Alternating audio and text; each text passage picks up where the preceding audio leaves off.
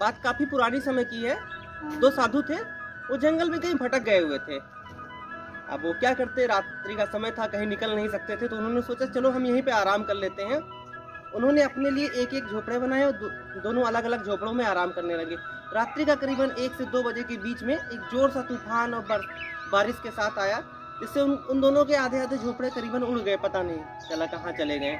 जो पहला साधु होता है वो भगवान को कोसने लगता है, हे परमेश्वर, मैं दिन-रात आपकी पूजा करता हूँ, लेकिन आज आपने मेरे साथ क्या किया? मेरे साथ ही क्यों?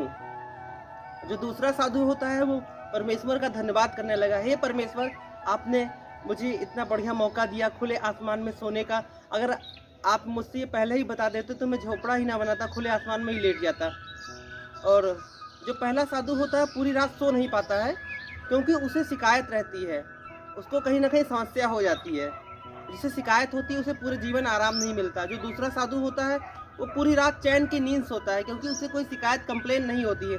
वो जैसी स्थिति रहती थी उसमें वो रह सकता था, अपने आप को ढाल लिया था। इसलिए ज़रूरत हमें है स्थिति के अनुकूल रहने की।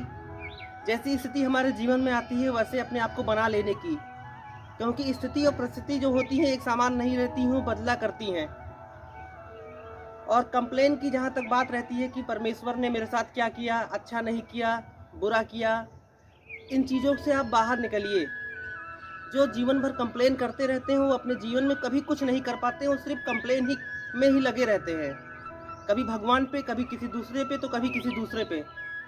और वही आदमी निखर के सामने आता है जो कभी किसी को दोषी नहीं मानता है, और स्वयं ही अगर कोई समस्या आती है तो उससे निकलने का प्रयास करता रहता है, वही सफल होता है।